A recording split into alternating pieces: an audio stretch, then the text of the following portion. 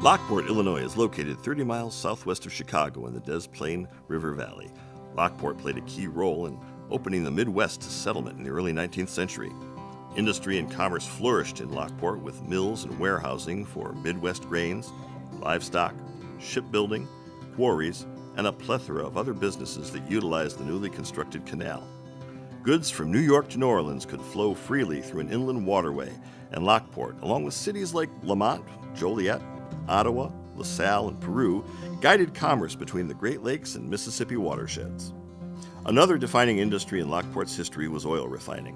In 1912, the Texaco Company built a refinery along the canal and was a major employer in the region until its closing in 1981. The departure of Texaco and the fact that the agricultural industry had moved operations farther downriver caused an economic depression in Lockport. Many of the historic buildings were neglected and fell into disrepair.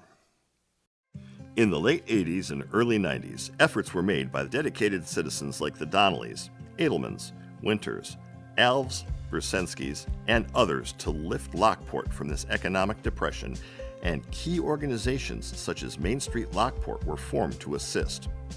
Historic structures such as the Norton and Gaylord buildings were restored and given second lives.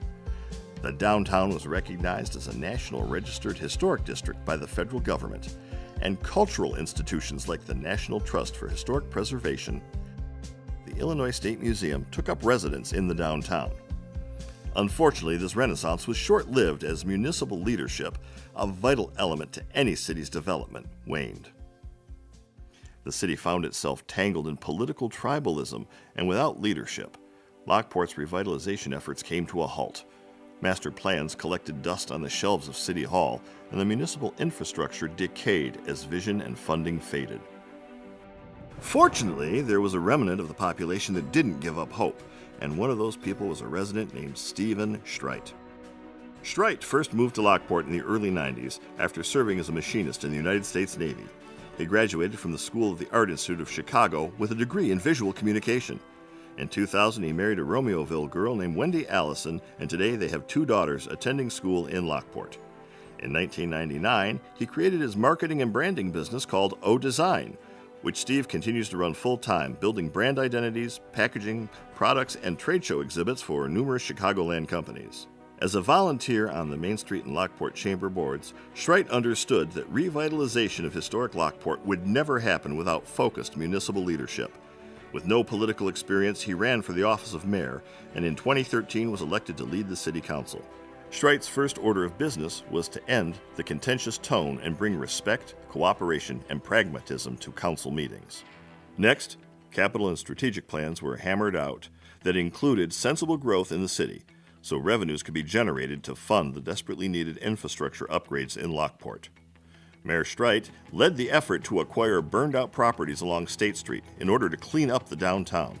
Sprinkler, fire alarm, and facade grants were created to provide incentives for investment. Streit also seized upon opportunities as they presented themselves. One such example came in 2015 when IDOT informed the city they would be removing all the parking along State Street.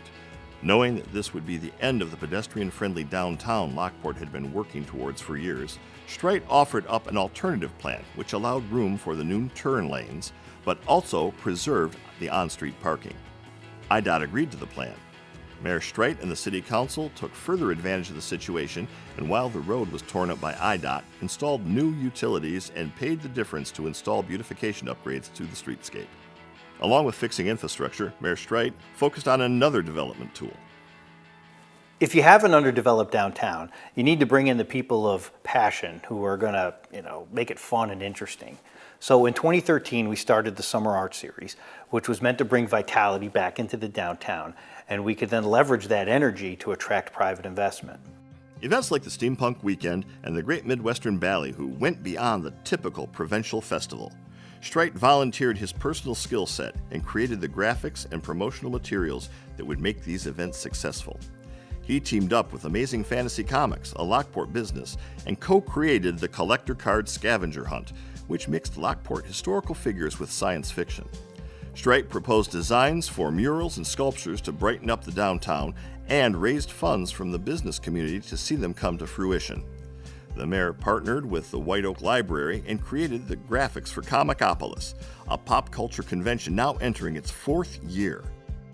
He started the Midwest Waterways Film Festival, worked with Springfield to keep the Lockport campus of the Illinois State Museum open, and attracted groups like the Gallery 7 Artist Guild. We then promoted these events regionally because I wanted Lockport to be on the brain of everybody in the investment community. So if a developer and their spouse were at a play in Chicago, for instance, and one of them's flipping through the Playbill magazine, they could say, "Hey, did you see what's going on in Lockport? This looks like a really fun event." Fruits of these labors soon followed. The first came with the Mead brothers, who built Ember's Tap House in the old Voles building, a fire-damaged property that sat empty for years in the heart of downtown. I initiated the purchase of this blighted property because the Voles building had been burned out and abandoned for 7 years. It looked terrible in the downtown. I just wanted to get it cleaned up. But soon after, I had heard that David and Ed Mead had looked at the building years earlier and wanted to do a restaurant, but they ended up passing on it. I reached out to those guys and I invited them to come out to the Steampunk Gala, and they were so impressed by all the energy and everything that was going on that they agreed to come back, and they put $1.2 million of their own dollars into that building and made Embers what you see today, which is a wonderful restaurant and it's event space, and totally changed the trajectory of downtown. And when you couple that with the infrastructure improvements that we as a city made along State Street, it totally and completely primed the pump for development. John LaFlamboy's Zombie Army was attracted by this new creative energy, and they opened Hell's Gate Haunted House in an abandoned industrial yard along the canal. To date, it has brought in over 50,000 visitors to Lockport and is ranked best haunted attraction in the state. Since then, new buildings have gone up along State Street for the first time in 50 years. CL Enterprises recently bought the Mackin building to bring Tangled Roots Microbrewery and a version of their successful Ottawa restaurant Lone Buffalo to Lockport. 4 other blighted properties, including the city's original Stagecoach stop, have been purchased by a developer where they are building out Stagecoach Restaurant, a bakery, and are leasing space to Grape and Hops, a Kankakee business who will be opening their second location in Lockport. What's the next big challenge for Lockport's Canal Corridor District? Just 8 blocks from the heart of downtown along the I&M Canal sits the Will County Heritage Village.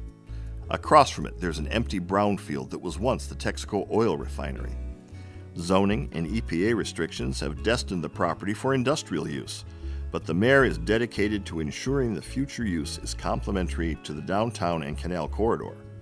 The mayor is working on a unique Makers Park that involves public, private, and educational entities to build a business park focused on small-scale industrial users that build quality American-made goods. The design of the park allows collaboration between these businesses, co-op maker spaces, an entertainment venue, a children's park, and a common retail outlet with commercial kitchens and eateries to make Star Makers Park a destination.